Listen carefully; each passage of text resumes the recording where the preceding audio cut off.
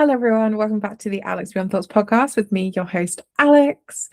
I'm very excited for this one. It's been a minute since we did a solo episode, but it's going to be a good one. We are talking about discipline in this episode.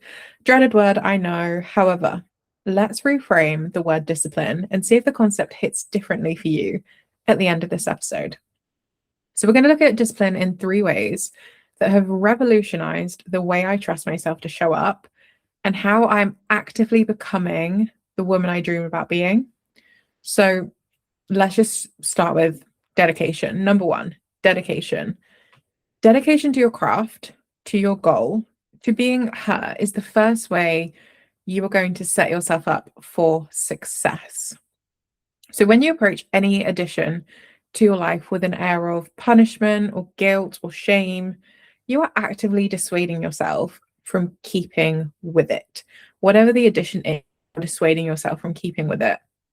Because who wants to essentially be bullied and ridiculed into doing something?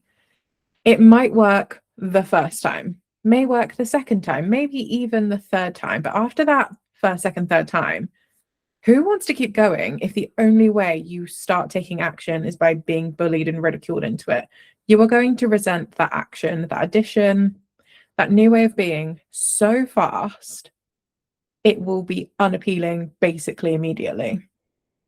So like if another person approached you with the attitude you may be using against yourself, or even if someone else is doing that to you, like you might have discussed your goal with someone and now they're like on your back and kind of bullying you into seeing action or seeing a result they think is like worthy. If another person has approached you with that attitude, would you say thank you and like just hop to it? Probably unlikely. Are you going to be so vim, so annoyed, so aggy, like, who are you talking to me like that way, like in that way? And what do you think you're doing? Acting like that towards me? No, I will not be bullied. No, I will not be ridiculed into doing something. That would probably be your response to someone trying to bully and ridicule and be mean to you in order to get you to do what the necessary thing is, whether that's a new addition to your life with a fitness regime or an eating habit or getting your steps every day or posting content, like whatever it is. If that new addition into your life has come from, you're so dumb, why don't you do this thing? If you don't do it like this, you're fat, you're ugly, you should be ashamed of yourself, you're unfit, you're like, do you know what I mean? All of these highly, highly rude things that you could be thinking about yourself or someone potentially even saying to you. And if they are saying that to you, send them my way because I will set them right here, right now. I God forbid someone's acting that way towards you. You should immediately X them out of any of your personal life. Anyway, back to the original narrative of you're talking like this to yourself. If you're talking like this to yourself, are you going to say thank you and get to it? Are you going to be like, oh, best day ever, I did this thing that was really productive or really great for my health or really great for my business or really great for my career, and feel great about it? Probably not, because you've just been so mean to yourself that you are likely in a downward spiral for the rest of your day. When we are talking about discipline, we are beginning with the foundations of dedication. Coming from a perspective of dedication allows you to ignore your own excuses. Think of being dedicated to a personal or political cause. You are affiliated with a particular ideal. You are here on this moral high ground for whatever the thing is. Like, does it mean that at the first sight of challenge, you are going to give up on your beliefs? Or do you dig your heels in even harder and stand up for your cause? I'm really hoping it's the latter in this scenario. Like, you're not just going to have your mind change the first time someone challenges you or says their differing opinion or has a different political stance. I hope you don't just cave on your own morals and your own political cause or personal cause and say, okay, sorry, yeah, you were right. Like, no, you're going to dig your heels in even harder. You're going to say, no, this is what I believe in. This is how and why and where I believe in this thing. This is how it's changed my life. This is how it impacts me. This is how it affects other people. You're going to like give the 411 I'm loving that phrase at the moment, 411. I feel like it's because I'm watching 2000 shows. You're going to give the update on like, no, you're wrong. Like this is what I believe in. This is what I believe. Like this is what I believe to be true. This is the truth for me. And you're going to stand up for your cause. At least I know I would. So I'm assuming all the rest of you would too. So when your brain is challenging your dedication to your personal cause of your business or your health or your career or your clean house, why don't you dig your heels in and stay firm? Maybe it's because you haven't become dedicated to it, but kind of like lightly connected to the cause. You're lightly connected to the idea of having, like, not super dedicated to the cause of actually having a clean house 90% of the time and like existing in a clean, tidy, brain feels nice space. You're just like kind of lightly connected to it. It's like, I've got an affiliation with a clean house. I like the idea of it more than I like cleaning the house. I need you to assess your feelings towards whatever addition it is you're adding into your life or trying to achieve. The goal, the thing you're sliding in, the new habit, the current life change, like whether you're moving house, moving abroad, adding a new person to your family, like getting a partner, whatever it is, whatever the addition is coming into your life. I need you to assess your feelings towards it. Are you just lightly connected to this thing? Is it like, oh, this could be good, but like I'm not 100% sure?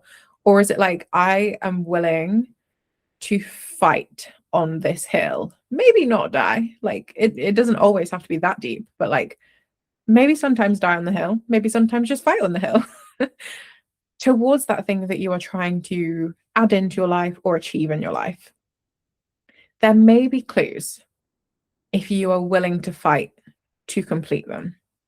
If you are willing to get up at 8 a.m. on a Saturday to get your long run in, or if you are committed to saying no to your partner that wants to go out to the cinema for the third time this week and buy snacks and drinks and chocolate, you might be saying, no, we'll go to the cinema, but we won't get the snacks, chocolate, and drinks. We'll actually take some homemade dates with dark chocolate, or like, do you know what I mean? This is something you are willing to push back on, you're willing to fight on. And I don't mean fight in the sense of like physical fighting or like verbally fighting. I mean, like, no, like I'm going to push back on this. I'm going to challenge this. I'm going to stick to my way of thinking, stick to my way of doing things to get that thing completed. If the new addition is that you are adding a new partner into your life and they have a completely different way of being, what are the things that you actually want to retain in your own daily routine? Is it that you are actually a really late riser and you want to be able to stay up late? Is it that you're a really early riser and you want to be able to wake up early without having to completely consider the person next to you who wants to keep knocking out until 9 a.m.? Like, what is it you're willing to compromise on and what is it you're not willing to compromise on? These are the feelings, these are the things that are going to show you your own dedication at this base level of just, how do I feel about these things right now? To then be able to build more dedication towards it. If it's something you're like, oh yeah, actually, I do make sure I get my steps in, even if it means I have to jump on the walking pad, or if I go for a quick lap around the block with my dog at the end of an evening, I'm committed to doing that. Okay, that is your level of dedication. Amazing. Where can we take that level of dedication, the feelings towards it, the connection to the addition to your life, and take it somewhere else? Because if you are super committed to getting your steps in a day, and you also want to be super committed to posting on that blog, or posting on your YouTube channel, or posting on your Substack, like, where can you take the reasons and the feelings behind the steps every day towards your blog, towards your Substack, towards your posting? And if you just have the brain connection of, this is how I feel about this thing, this is the way I think about this thing, I want to take this same feeling and apply it somewhere else, you are setting yourself up for success, because you are understanding your dedication to your craft, to your goal, to becoming the woman that you want to be. I kind of want to go on to number 2 immediately, because from dedication, I think, becomes devotion. I don't know that you can get to devotion without first dedication. In my brain, at least, that's how it works. So devotion, when we're talking about it, this is the second stage. Devotion, when we're talking about it, is your way of instilling reverence, gratitude, and love towards your goals and towards yourself. It's going to become your way of showing yourself care and kindness throughout your journey. Whether you are at the very start, you've just kind of got your dedication into gear, like you're feeling like, no, like I'm committed to these things. I'm going 10 toes down, I'm fighting on the hill, I am digging my heels in, whatever the phrase you like to think of is. Next comes the devotion. Devotion comes from having faith in yourself. Faith is not fleeting. Faith is a commitment and a trust like no other. So devotion comes from that faith in yourself. And whether that is a divine faith, if it is a religious faith, a divine faith, a faith of whatever you kind of believe, amazing. Or if it's not, that's kind of up to you. Like divine faith, religious faith, if it's not one of those things for you, it's just pure, unadulterated faith in yourself, that's completely up to you. But when you can connect with yourself, honestly, and extend grace and love, you are on your way to devotion. You are on your way to that kind of higher plane where I'm not going to experience shame around this. I'm not going to experience like doubt and fear around this. Those things might come in here and there, but I'm going to continue this reverence, gratitude, and love towards this goal, towards myself. You are then on your way to devotion. And I love thinking in the way of devotion over discipline as the word, because the act begins from self-love. The very starting point then with your dedication is your self-love. And you can continue to be a manifestation of good faith and kindness towards yourself, regardless of the difficulty of the task. If you are coming from a place of devotion, you are coming from a place of self-love, is there a higher vibration than that? I mean, I don't really work in the realm of like the vibrations and the energy and the things that other girlies do. You can find someone else to talk about that on their podcast. But for me, when I am in the highest state of devotion, I am doing this thing because I love my body. I am doing this thing because I love my brain. I'm doing this thing because I love my own progress and my growth and my evolution. I'm committed to it. I'm dedicated to it. And I'm coming from a place of devotion. It does not matter how hard that task is. I'm going to get it done. If it's a literally impossible task, I'm asking myself to fly to the moon. Yeah, fair. But can I get to the outer atmosphere? If not the moon, can I get to the outer atmosphere? And it doesn't matter then how difficult that task is, because of my devotion, because of my faith in myself, because of my self-trust, my belief in my self-love. I know I've got me.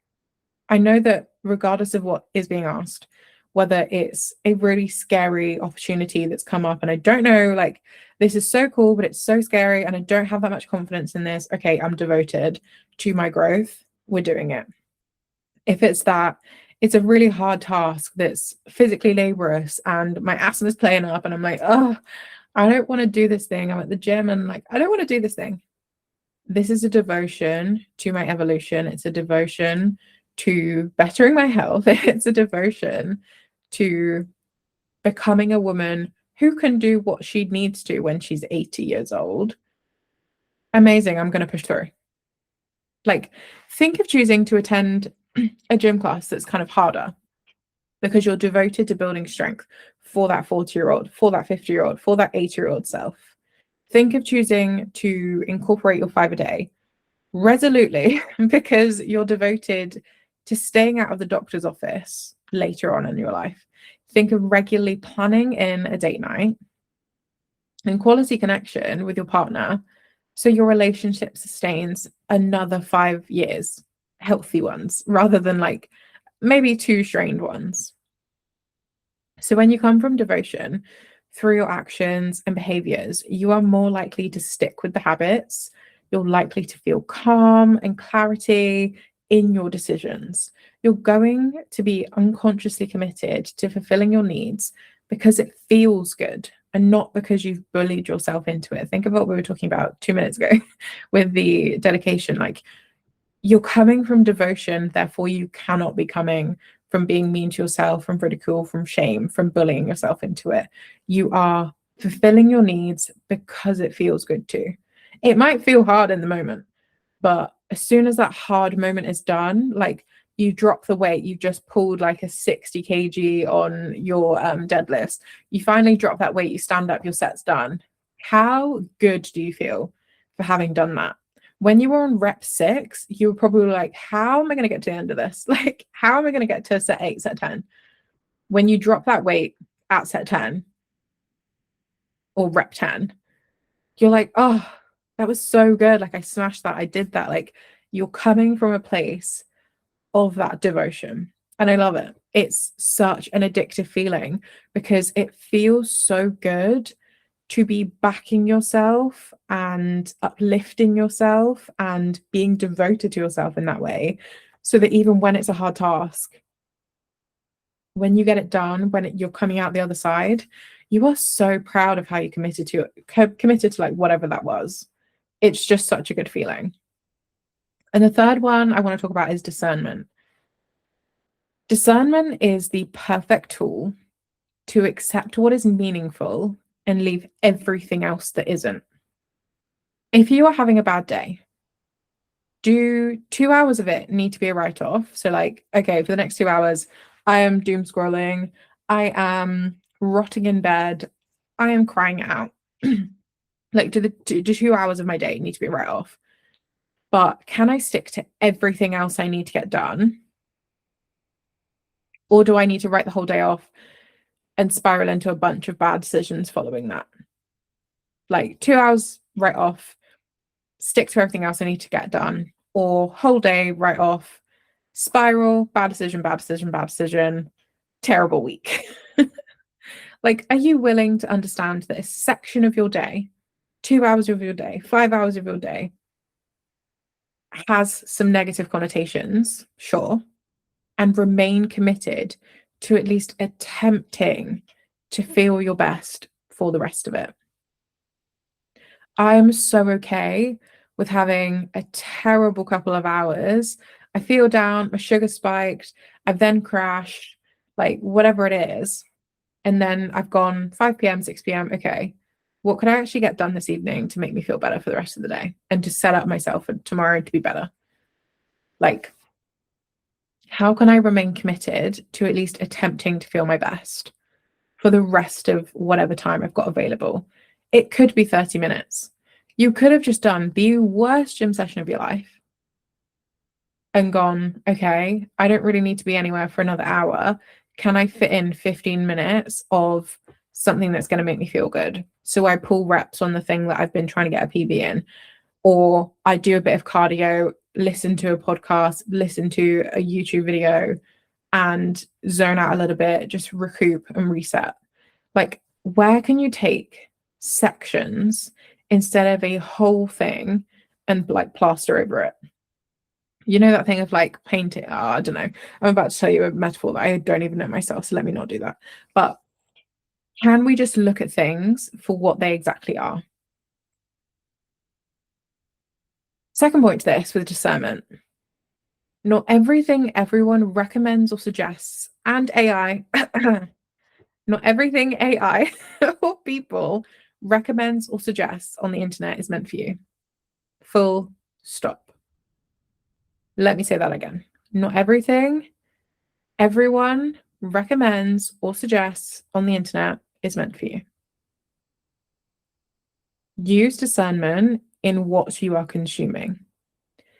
If you change your strategy, your mindset, your plan, your goal every time you consume a piece of content on the internet, you will never achieve anything, quite frankly. Because how is your brain supposed to feel safe? How is your body supposed to feel safe when you keep changing up your mind every 2 goddamn minutes? Not everything everyone suggests is the best, the fastest, the most effective, the easiest. Like, not everything on the internet is meant for you.